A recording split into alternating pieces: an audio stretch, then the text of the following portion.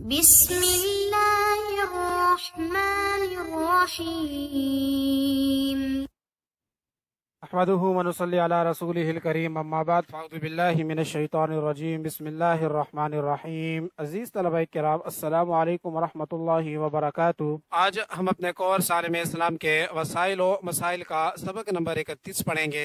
آج کا سبق ہمارا اسلامی دنیا کے ایک اور اہم ملک بنگلہ دیش کے حصہ اول پر مشتمل ہوگا۔ آج کے سبق کی جانب جانے سے پہلے پچھلے سبق کا خلاصہ جان لیتے ہیں۔ پچھلا سبق ہمارا برونئی دارالسلام کا آخری حصہ تھا۔ اس حصے کے اندر ہم نے اس ملک کے وسائل پر گفتگو کی۔ پچھلے سبق کا ہمارا پہلا پوائنٹ اس کے تیل اور گیس کے ذخائر تھے۔ اسی طرح پچھلے سبق کے اندر ہم نے دوسرے پوائنٹ پر گفتگو کی، وہ اس ملک کی معدنیات تھی۔ تیسری چیز اس ملک کے جنگلات تھے جس پر ہم نے تفصیلاً بات کی۔ پچھلے سبق کا ہمارا چوتھا پوائنٹ اس ملک کا اسٹریٹجک مقام تھا اور پانچواں پوائنٹ اس ملک کی ماہی گیری تھی۔ تو یہ 5 اہم وسائل تھے جس پر ہم نے گفتگو کی۔ اب چلتے ہیں آج کے سبق کی جانب اور جانتے ہیں کہ آج کے سبق کے اندر ہم کن کن ابحاث پر گفتگو کرنے جا رہے ہیں۔ آج کا سبق ہمارا بنگلہ دیش کے حصہ اول پر مشتمل ہے۔ آج کے سبق کا ہمارا پہلا پوائنٹ اس کا محل وقوع ہوگا۔ اسی طرح آج کے سبق کے اندر ہمارا دوسرا پوائنٹ اس ملک کے جغرافی خدوخال ہوگا۔ تیسرے پوائنٹ کے اندر ہم اس ملک کے رقبے پر گفتگو کریں گے۔ چوتھا پوائنٹ آج کے سبق کا اس ملک کی آبادی ہوگا اور آج کے سبق کا سب سے آخری پوائنٹ یعنی 5واں پوائنٹ اس ملک کی زبانیں ہوگا۔ ہم یہ جاننے کی کوشش کریں گے کہ بنگلہ دیش کے اندر کتنی زبانیں بولی جاتی ہیں۔ تو چلتے ہیں آج کے پہلے پوائنٹ کی جانب یعنی محل وقوع کی جانب اور جانتے ہیں کہ اس ملک کا محل وقوع کیا ہے۔ دیش کے لفظی معنی ہیں بنگالیوں کا وطن۔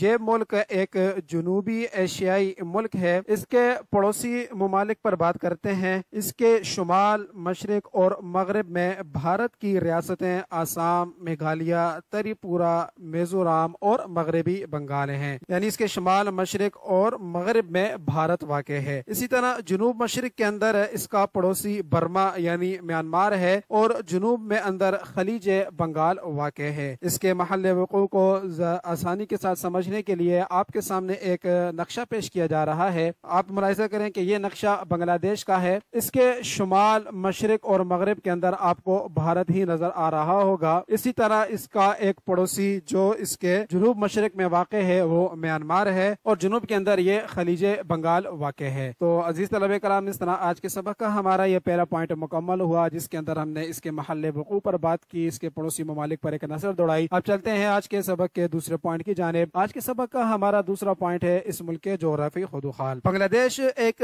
ڈیلٹائی میدان ہے جو برہم پترا، گنگا، میگنا اور ان کی معاون ندیوں کی لائی ہوئی مٹی سے بنا ہے۔ اس ملک کی شمالاً جنوباً لمبائی 747 کلومیٹر یعنی 464 میل اور شرقاً غرباً چوڑائی 463 کلومیٹر یعنی 283 میل ہے۔ اس کے جنوب مشرق میں چٹاگانگ کی پہاڑیاں اور شمال مشرق میں سلہٹ کی پہاڑیاں ہیں۔ ان پہاڑیوں کے ارد گرد اور سلہٹ کے علاقے میں گھنے جنگلات واقع ہیں جہاں سال، ساگوان، چیڑ، بانس، برگد، پیپل اور شیشم کے درخت پائے جاتے ہیں۔ ساحلی علاقہ دلدلی اور سیلابی ہے، اسی لیے اسے سیلابوں کی سرزمین بھی کہتے ہیں۔ دریائے برہم پترا تبت سے بہتا ہوا شمال کی طرف سے بنگلہ دیش میں داخل ہوتا ہے۔ اس دریا کی لمبائی 2900 کلومیٹر ہے۔ ملکی سرحدوں کی لمبائی 4246 کلومیٹر ہے جس میں 4053 کلومیٹر بھارت اور 194 کلومیٹر برما کے ساتھ ہے۔ خلیج بنگال کے ساتھ اس کی ساحلی پٹی کی لمبائی 580 کلومیٹر یعنی 360 میل ہے۔ تو عزیز طلبہ کرام، اس طرح آج کے سبق کا ہمارا یہ دوسرا پوائنٹ بھی مکمل ہوا جس کے اندر ہم نے اس ملک کے جغرافی خدوخال پر بات کی۔ اب چلتے ہیں آج کے سبق کے تیسرے پوائنٹ کی جانب۔ آج کے سبق کا ہمارا تیسرا پوائنٹ ہے ملک کے بنگلہ دیش کا رقبہ۔ بنگلہ دیش ایک دلکش علاقہ ہے جو جنوبی ایشیائی ملک ہے۔ یہ عظیم دریاؤں گنگا اور برہم پترا کے ڈیلٹا پر واقع ہے۔ جغرافیائی طور پر متنوع خطہ میں واقع بنگلہ دیش منفرد خصوصیات کا حامل شامل ہے۔ بنگلہ دیش تقریباً 1,47,570 مربع کلومیٹر کے رقبے پر محیط ہے، جو اسے دنیا کے سب سے زیادہ گنجان آباد ممالک میں سے ایک بناتا ہے۔ اپنے معمولی سائز کے باوجود بنگلہ دیش 160 ملین سے زیادہ لوگوں کا گھر ہے، جو ایک متحرک اور متنوع معاشرہ تشکیل دیتا ہے۔ آبادی کی کثافت اور تنوع ایک بھرپور ثقافتی ورثے میں حصہ ڈالتی ہے، جس میں مختلف نسلی گروہ، زبانیں، روایات اور مذاہب ہم آہنگی کے ساتھ ساتھ رہتے ہیں۔ مزید یہ کہ بنگلہ دیش اپنے وسیع دریائی نظاموں کے لیے مشہور ہے۔ یہ ملک متعدد ندیوں سے گزرتا ہے، خاص طور پر طاقتور گنگا اور برہم پترا، جو اس کے علاقے سے بہتی ہیں۔ یہ دریا نہ صرف جغرافیہ کی تشکیل کرتے ہیں بلکہ لوگوں کو ضروری وسائل اور ذریعہ معاش بھی فراہم کرتے ہیں۔ وہ زراعت، ماہی گیری اور نقل و حمل کی حمایت کرتے ہیں اور ملک کے لیے قدرتی نکاسی آب کے نظام کے طور پر کام کرتے ہیں۔ اس ملک کے بلند ترین مقام کی بلندی 1230 میٹر ہے۔ اس کے بڑے شہروں میں چٹاگانگ، کھلنا، راجشاہی، سلہٹ وغیرہ شامل ہیں۔ اس کی مواصلات پر بات کرتے ہیں۔ اس کے ریلوے لائن کی لمبائی 2076 کلومیٹر ہے۔ اس ملک کے پاس 16 ہوائی اڈے ہیں۔ اس ملک کی قومی فضائی کمپنی کا نام بیمان بنگلہ دیش ایئر لائنز ہے۔ چٹاگانگ، مونگلا پورٹ، نارائن گنج اور کھلنا بڑی بندرگاہیں ہیں۔ مزید برآں بنگلہ دیش کو اس کی پس ٹپوگرافی اور موسمیاتی تبدیلی کے لیے حساسیت کی وجہ سے ایک منفرد ماحولیاتی چیلنج کا سامنا ہے۔ اس کی زیادہ تر زمین سطح سمندر سے بمشکل اوپر ہے۔ ملک میں اکثر سیلاب اور طوفان آتے ہیں، تاہم بنگلہ دیش نے آب و ہوا سے متعلق مسائل کو حل کرنے میں مثالی لچک اور جدت کا مظاہرہ کیا ہے۔ اس نے پائیدار ترقی کی حکمت عملی کو لاگو کیا ہے، جیسے کہ سائیکلون شیلٹرز کی تعمیر، قبل از وقت انتباہی نظام قائم کرنا اور موسمیاتی موافقت کے طریقوں کو فروغ دینا۔ بنگلہ دیش کا علاقہ ایک چھوٹا لیکن متنوع زمینی رقبے پر محیط ہے، جو منفرد جغرافیائی، ماحولیاتی اور ثقافتی خصوصیات سے بھرا ہوا ہے۔ اس کا تصویراتی محل وقوع، وسیع دریائی نظام، سندربن اور موسمیاتی تبدیلی کے چیلنجوں سے نمٹنے کے لیے اس کا عزم جنوبی ایشیا اور اس سے باہر اس کی اہمیت میں معاون ہے۔ جیسا کہ بنگلہ دیش ترقی جاری رکھے ہوئے ہے، یہ وسیع مواقع اور امکانات کے ساتھ ایک متحرک ملک ہے۔ عزیز طلبہ کرام، اس طرح آج کے سبق کا ہمارا یہ تیسرا پوائنٹ مکمل ہوا، جس کے اندر ہم نے اس ملک کے رقبے پر گفتگو کی۔ اب چلتے ہیں آج کے سبق کے چوتھے پوائنٹ کی جانب۔ آج کے سبق کا ہمارا چوتھا پوائنٹ ہے بنگلہ دیش کی آبادی۔ جنوبی ایشیا میں واقع بنگلہ دیش کی آبادی 160 ملین سے زیادہ ہے، جو اسے دنیا کے سب سے زیادہ گنجان آباد ممالک میں سے ایک بناتا ہے۔ یہ بڑی آبادی تقریباً 1,47,500 مربع کلومیٹر کے نسبتاً چھوٹے زمینی علاقے میں رہائش پذیر ہے۔ بنگلہ دیش کی آبادی گزشتہ سالوں میں مسلسل بڑھ رہی ہے۔ موجودہ سالانہ ترقی کی شرح تقریباً 1% ہے۔ آبادی میں یہ تیزی سے اضافہ ملک کے لیے چیلنجز اور مواقع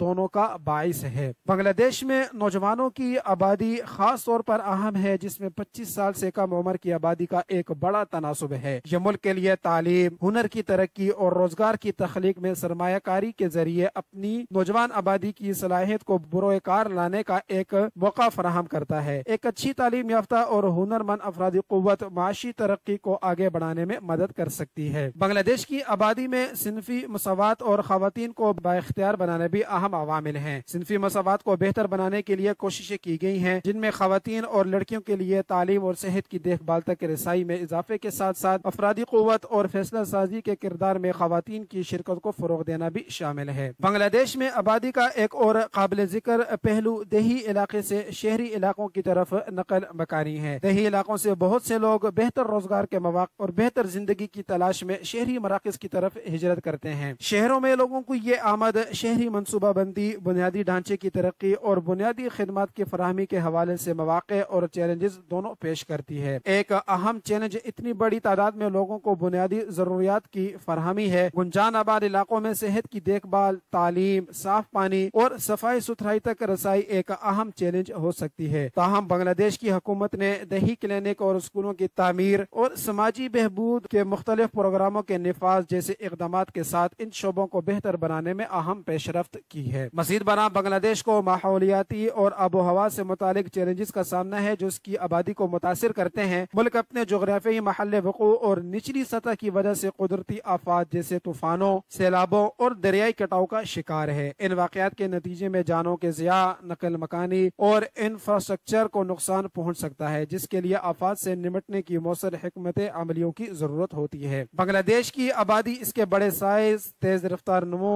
اور ایک چھوٹے سی زمینی رقبے میں ارتقاء سے نمایاں ہے۔ اگرچہ یہ وسائل کی تقسیم اور خدمات کی فراہمی کے حوالے سے چیلنجز پیش کرتا ہے، یہ انسانی سرمایہ کی ترقی اور اقتصادی ترقی کے مواقع بھی پیش کرتا ہے۔ آبادی کی ضروریات کو پورا کرنا، خاص طور پر صحت کی دیکھ بھال، تعلیم اور روزگار کے شعبوں میں بنگلہ دیش کی حکومت کے لیے ایک ترجیح بنی ہوئی ہے، کیونکہ وہ اپنے لوگوں کی مجموعی بہبود کو بہتر بنانے کی کوشش کرتی ہے۔ عزیز طلبہ کرام، اس طرح آج کے سبق کا ہمارا یہ چوتھا پوائنٹ مکمل ہوا، جس کے اندر ہم نے اس کی آبادی پر گفتگو کی۔ اب چلتے ہیں آج کے سبق کے سب سے آخری پوائنٹ کی جانب، جو آج کے سبق کا ہمارا 5واں پوائنٹ ہے، اور وہ پوائنٹ ہے اس ملک کے اندر بولے جانے والی زبانیں۔ بنگلہ دیش جنوبی ایشیا میں واقع ایک ملک اپنے بھرپور لسانی تنوع کے لیے جانا جاتا ہے، جبکہ بنگالی، جسے بنگلہ بھی کہا جاتا ہے، بنگلہ دیش میں سرکاری زبان اور سب سے زیادہ بولے جانے والی زبان ہے۔ ملک کے اندر مختلف کمیونٹیز کے ذریعے بولے جانے والی کئی دوسری زبانیں ہیں۔ آئیے ان زبانوں کا جائزہ لیتے ہیں۔ بنگلہ دیش میں آبادی کی اکثریت کی طرف سے بولے جانے والی بنیادی زبان بنگالی ہے۔ یہ ملک کی سرکاری زبان بھی ہے اور اس کی ثقافتی اور تاریخی اہمیت بھی ہے۔ بنگالی کا تعلق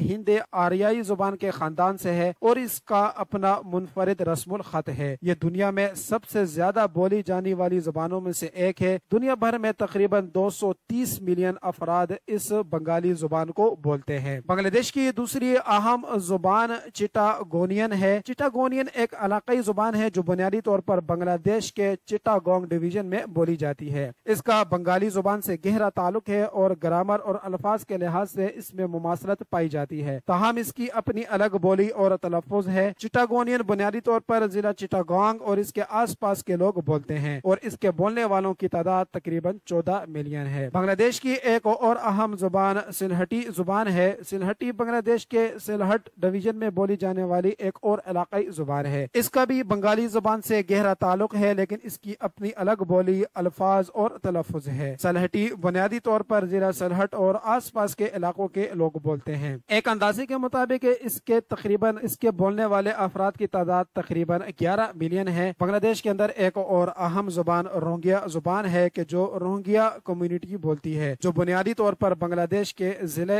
کاکس بازار میں رہتی ہے۔ یہ ایک ہند آریائی زبان ہے جس میں بنگالی، عربی اور فارسی کے اثرات ہیں۔ حالیہ برسوں میں رونما ہونے والے پناہ گزینوں کے بحران کی وجہ سے روہنگیا زبان نے بین الاقوامی توجہ حاصل کی ہے۔ ہزاروں روہنگیا افراد بنگلہ دیش میں پناہ کی تلاش میں ہیں۔ بنگلہ دیش میں روہنگیا بولنے والوں کی تعداد تقریباً 10 لاکھ بتائی جاتی ہے۔ تری پوری، جسے کوک بوروک بھی کہا جاتا ہے، یہ ایک تبتی برمن زبان ہے جو بنگلہ دیش میں مقامی تری پوری لوگ بولتے ہیں۔ یہ بنیادی طور پر چٹاگونگ پہاڑی علاقے کے رنگا ماٹی، کگھرا، چاری اور بندربن اضلاع میں مرکوز ہے۔ تری پوری قبائلی برادری کے لیے منفرد ہے اور ان کی ثقافتی شناخت میں اہم کردار ادا کرتا ہے۔ اگرچہ بولنے والوں کی صحیح تعداد اچھی طرح سے معلوم نہیں ہے، لیکن ایک اندازے کے مطابق بنگلہ دیش میں تری پوری بولنے والوں کی تعداد کئی لاکھ ہے۔ دیش متعدد مقامی قبائل کا گھر بھی ہے، جن میں سے ہر ایک اپنی الگ الگ زبانیں بولتا ہے۔ کچھ مثالوں میں سنتالی، ہجونگ، گارو، کھاسی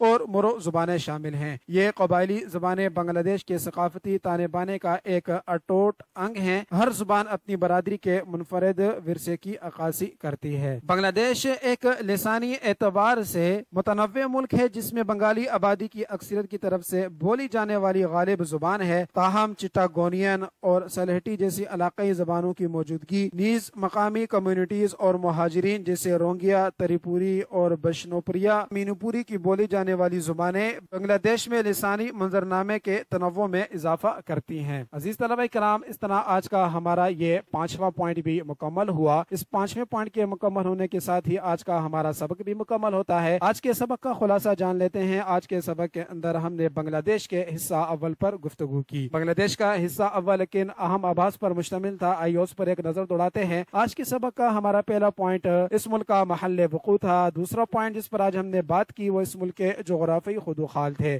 آج کے سبق کی تیسری چیز جس پر ہم نے گفتگو کی وہ اس ملک کا رقبہ تھا۔ چوتھا پوائنٹ اس ملک کی آبادی، اور آج کے سبق کا سب سے آخری پوائنٹ اس ملک کے اندر بولے جانے والی زبانیں تھی۔ اس خلاصے کے ساتھ ہی آج کا سبق ہمارا مکمل ہوتا ہے۔ آپ طلبہ کرام سے اجازت چاہوں گا۔ السلام علیکم ورحمۃ اللہ وبرکاتہ۔